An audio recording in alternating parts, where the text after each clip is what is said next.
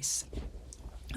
The fourth group that will be judged, and this is a very clear judgment, this is Mystery Babylon, the harlot, Babylon the Great, this present world system. That is the system we're operating under right now, that we've been operating under, that leadership and control of this particular system has been passed on from the time of the Tower of Babel up until this very day.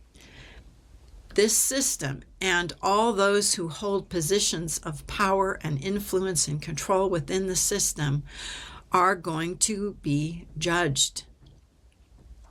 All right? And it's going to take two judgments to finally bring this system down totally. The first one will be at the sixth trumpet, which is on the same day that the abomination of desolation happens, because that's the day when the beast will begin his 42-month reign.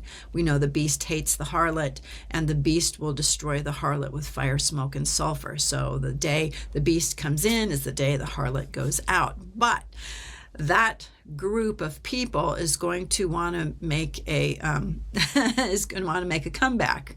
They're not going to be able to do that, and their final destruction will be at the seventh bowl at the return of Christ. The fifth kind of group that I want to mention here is the beast, who will be judged, the false prophet. The image of the beast is going to be judged, worshipers of the beast, those who take the mark of the beast, those who align themselves with the beast. They are all going to be judged. They will be put into the lake of fire. And the first and the fifth bowls of wrath kind of deal with that, and also the seventh trumpet.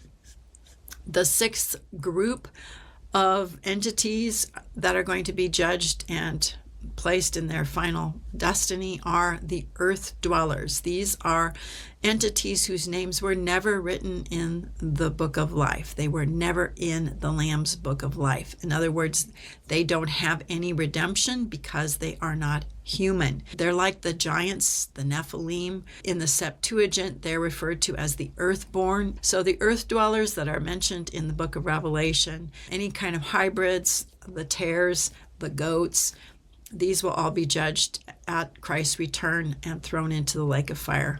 And that's also at the seventh trumpet. The seventh group that are going to be judged are all the fallen angels and all the demons. They will also be judged, and I believe that will be at about the time of the seventh trumpet as well. Satan will be judged. He'll have his own judgment. He'll be thrown into the lake of fire after he is released during that little season.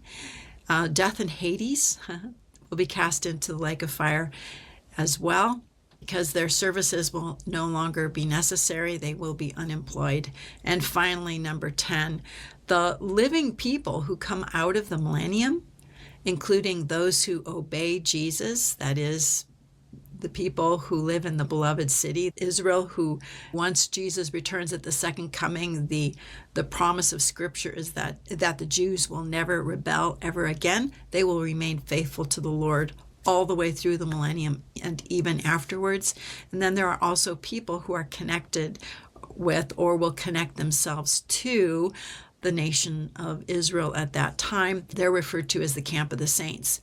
Other than that, after Satan is released during the end times, after the millennium, it says that he'll gather all the nations, he'll deceive all the nations along with a man named Gog, and they will come up against the beloved city. And the living who come out of that little season, people who are part of the camp of the saints, who side with Israel, the Jews who are part of the beloved city, they are going to also be judged, and they will be actually rewarded, and everybody will have a place or a position. Those are the 10 groups